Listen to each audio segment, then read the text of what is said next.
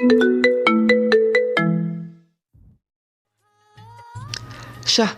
থানায় খুঁজে ৩০১ নম্বর কেসের ফাইল পাবেন না, কারণ অপরাধীরা তোমাদের পুলিশ প্রশাসনকে টাকা খাইয়ে থানায় কেস ওঠার আগেই কেস ধামাচাপা দিয়ে দিয়েছে। উপর মহলায় কথা বলেও লাভ হবে না, তারা সবাই একজোট। আজ রাতে ৩০১ নম্বর কেসের সব ডিটেলস তোমার বাড়িতে পৌঁছে যাবে। এত কড়া সিকিউরিটির মধ্যেও খুনি কি করে লাশ রেখে গেল বুঝতে পারছে না শাহরিন। খুনি যে অনেক বড় খেলোয়াড় ইতিমধ্যেই প্রমাণ পেয়েছে সে। আজ তাড়াতাড়ি কাজ শেষ করে বাড়িতে এসে পড়েছে শাহরিন, তার সাথে স্বামীরও আছে। দুজনেই দরজার সামনে দাঁড়িয়ে আছে, উত্তেজনায় কাঁপছে স্বামীর। কি এমন আছে এই ফাইলে? কলিং বেলের শব্দ শুনে দরজা খুলে দেয় স্বামীর। বাইরে একটা পার্সেল পড়ে আছে। স্বামীর আশেপাশে খুঁজতে বাইরে গেল, কিন্তু কাউকে পেল না। ফিরে এসে দেখলো শাহরিন পার্সেল খুলছে। পার্সেলে কোনো ফাইল নেই, আছে 3 বছর আগের কয়েকটা খবরের কাগজের কাটিং, বেশ কয়েকটি ভিন্ন ভিন্ন শিরোনামে একই খবরের পেপারে কাটিং, যার মধ্যে একটি শিরোনাম হলো ব্রিজে ঝুলন্ত অবস্থায় উলঙ্গ যুবতীর লাশ। পেপার কাটিংগুলোর সাথে আরেকটা জিনিসও ছিল, একটা ময়না তদন্তের রিপোর্ট। মেয়েটার নাম সাহিরা। সাহিরা এই শহরের স্বনামধন্য একটি বিশ্ববিদ্যালয় থেকে পড়ালেখা করছে। মৃত্যুর সময় সাহিরা 7 মাসের প্রেগনেন্ট ছিল। ময়নাতদন্তের রিপোর্ট এবং পেপার কাটিং অনুযায়ী জানা যায় ঘটনার দিন সন্ধ্যায় সাহিরাকে ধর্ষণ করে রাস্তায় ফেলে যাওয়া হয়। তার কিছু ঘন্টা পর পুনরায় গণধর্ষণের শিকার হয় মেয়েটা। সারা রাত ধরে পাশবিক নির্যাতন চলে সাহিরার উপর। এ পর্যায়ে পাশবিক নির্যাতন সহ্য করতে না পেরে মেয়েটি ধর্ষণ চলাকালীন মারা যায়। মৃত্যুর পরও সাহিরার নিথর দেহের ওপর চলতে থাকে হায়েনাদের অত্যাচার। নরপশুগুলো নিজেদের চাহিদা মিটিয়ে সাহিরাকে চূড়ান্ত লাঞ্ছিত করে উলঙ্গ অবস্থায় ব্রিজে ঝুলিয়ে যায়। সাহিরার 7 মাসের প্রায় পরিণত শিশুটি তখন সাহিরার নিম্নাঙ্গে উঁকি দিচ্ছিল। শাহরিনের কল্পনায় মেয়েটি ভেসে ওঠে। চোখের সামনে ভাসতে থাকে মেয়েটির চিৎকার করে বাঁচার জন্য কাকুতি মিনতি করছে। নিজের সন্তানকে বাঁচাতে কতই না চেষ্টা করেছিল মেয়েটি, কিন্তু তার একটা চিৎকারও ওই হায়েনাগুলোর কান পর্যন্ত পৌঁছেছিল কি?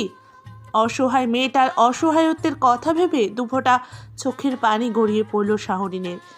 সে ঠিক করলো অপরাধীদের শাস্তি সে দেবেই, সাহিরার ন্যায় বিচার পাওয়াবে। সাহিরাকে আর যে ব্যক্তি আইন নিজের হাতে তুলে নিয়ে এই নৃশংস হত্যাকাণ্ডগুলো ঘটাচ্ছে তাকেও আইনের আওতায় আনা হবে। সাহিরার বাবা মেয়ের লাশ নিয়ে এক থানা থেকে আরেক থানায় ছুটোছুটি করেন, কিন্তু কোনো থানায় কেস নেয় না।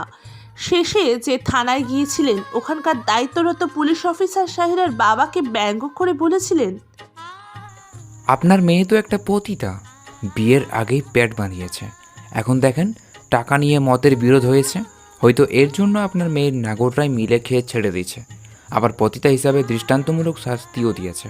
ছেলেগুলোকে তো আমার স্যালুট করতে ইচ্ছে করছে। নিজের মেয়ের ব্যাপারে এহেন ঘৃণ্য কথা সহ্য করতে পারলেন না সাহিরার বাবা। তিনি চিৎকার করে উঠলেন, চুপ করুন, আমার মায়ের ব্যাপারে আর একটাও বাজে কথা বলবেন না। আরে আপনি চুপ করুন, একটা পতিতার বাপ হয়ে গলায় এত জোর আছে কোত্থেকে? সেদিনই সাহিরার বাবা মেয়ের লাশ নিয়ে বাড়ি ফিরে আসেন। তিনি বুঝতে পারেন এই দেশে মেয়ের জন্ম দেওয়া পাপ, মেয়ের বাবা হওয়া পাপ। মেয়ের ন্যায় বিচার তিনি কোথাও পাবেন না। সবাই সত্যিটা না জেনে সাহিরার চরিত্রে কালি লেপে দেয়। সাহিরার মা মেয়েকে একাই গোসল দেন, আর বাবা একাই জানাজা পড়ে নিজেদের বাড়ির এক কোণে আদরের কলিজাকে দাফন করে দেন। আদরের কন্যাকে হারিয়ে তারা যখন শোকে পাগল প্রায় মানসিকভাবে একেবারেই ভেঙে পড়েছেন, তখন পাড়া প্রতিবেশী আর সমাজের লোকেরা পাশে দাঁড়িয়ে সান্ত্বনা দেওয়ার বদলে তাদের বেঁচে থাকাটাই দুঃসাধ্য করে তোলেন।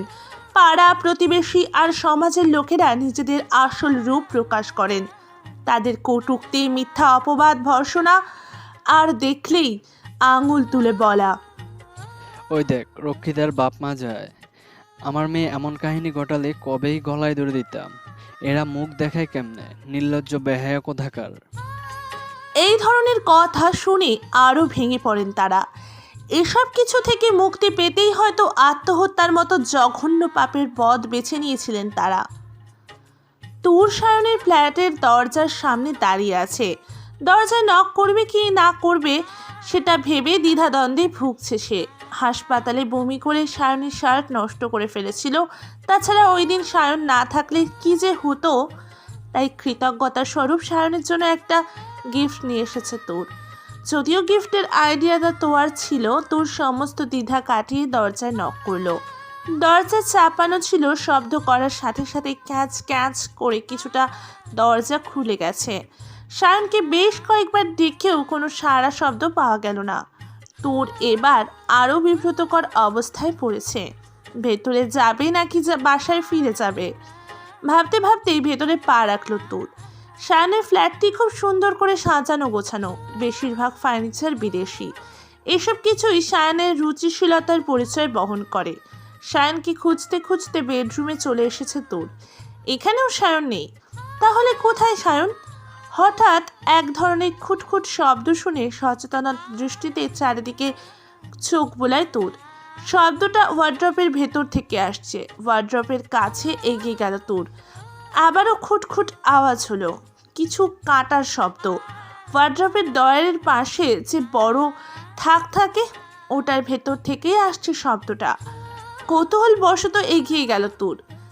থাকটায় হাত দেওয়ার সাথে সাথেই খুলে গেল সেটা। বিস্ময় নিয়ে তাকিয়ে থাকলো তোর। এখানে যে একটা সিক্রেট কামরা থাকতে পারে এটা কারোর ভাবনাতেও আসবে না। সায়নের রুমে গোপন কামরা কেন? এটার ভেতর থেকে কিসের শব্দ আসছে? তোর ঝুঁকে থাকটার ভেতরে মাথা ঢোকাতে যাবে তখনই পেছন থেকে থমথমে গলায় ডেকে উঠল সায়ন। এখানে কি করছেন রক্তজবা? তোর তাড়াহুড়ো করে মাথা বের করতে গিয়ে মাথায় বাড়ি খেলো। মাথায় হাত বোলাতে বোলাতে ফিরে তাকালো সায়নের দিকে। সায়নের চোখ দুটো টকটকে লাল, হিংস্র দৃষ্টিতে তাকিয়ে আছে তার দিকে। নিজেকে স্বাভাবিক রাখার চেষ্টা করলো তোর। আপনি কোথায় ছিলেন সায়ন? কখন থেকে আপনাকে খুঁজছি। কারো অনুপস্থিতিতে তার রুমে ঢুকে তার ব্যক্তিগত জিনিসে হাত দেওয়াকে চুরি বলে, জানেন তো? সায়নের কথায় অপমানিত বোধ করলো তোর। না চাইতেও হাতের গিফটটা বাড়িয়ে দিল সায়নের দিকে। তেজ নিয়ে বলল, এটা দিতে এসেছিলাম, কিন্তু আপনি এত বাজে জানতাম না সায়ন। এখন তো জেনেছেন, চলে যান এখান থেকে। আর কখনো কারোর অনুমতি ছাড়া আমার ফ্ল্যাটে ঢুকবেন না। তোর কিছুক্ষণ সায়নের শুভ্র মুখশ্রীর দিকে তাকিয়ে থাকলো। রাগে লাল আভা ছড়িয়েছে চেহারায়। সায়নের বিহেভিয়ারে তোর মনে করেছিল সায়ন হয়তো তোরকে পছন্দ করে, কিন্তু এই লোক তো জুবানের চেয়েও খারাপ। রাগে অপমানে গিফটটা সায়নের গায়ে ছুঁড়ে মারলো সে। I hate you Sayan. বলেই দৌড়ে ফ্ল্যাট থেকে বের হয়ে গেল। ফ্ল্যাটের দরজা লক করে ওয়ার্ড্রপের কাছে ছুটে এলো সায়ন। মেয়েটা কিছু দেখেনি তো? আর একটু হলেই তার আসল পরিচয় জেনে যেত মেয়েটা। তখন কি ঝামেলাটাই না হতো। ওয়ার্ড্রপের দরজা খুলে ভেতরে প্রবেশ করলো সায়ন। মাঝারি আকারের একটা রুম, হালকা নীল আলোর লাইট জ্বলছে। দেয়ালে একটা বোর্ডে অনেক কিছু আঁকিবুকি করা, সাথে কয়েকজনের ছবি পিন করা। টেবিলে অনেকগুলো কাগজপত্র ছড়ানো ছিটানো, সাথে একটা বন্ধু রাখা। কালো লেদারের চেয়ারটায় বসলো সায়ন। বোর্ডের সবগুলো ছবির মাঝে একটা ছবির দিকে তাকিয়ে হাসলো ছেলেটা। ছবিটা আলতো হাত বুলিয়ে ফিস ফিস করে বলল, দুঃখিত রক্তজবা। ঘড়ির কাঁটায় সময় তখন রাত 1:05। ওভারকোট গায়ে দিয়ে মাথায় হেড পরে নিল সায়ন। মুখে মাস্ক লাগাতে ভুলল না। বন্দুকের বুলেট ঠিক আছে কিনা চেক করে বেরিয়ে পড়ল সে। নির্জন রাস্তা, নিজের গন্তব্যের দিকে এগিয়ে যাচ্ছে সে। হঠাৎ থেমে গেল সায়ন। মনে হলো কেউ তাকে পেছন থেকে ফলো করছে। পেছন ফিরে তাকিয়ে দেখলো পুরো রাস্তা ফাঁকা, কোথাও কেউ নেই। মনের ভুল ভেবে সায়ন আবার হাঁটা শুরু করলো।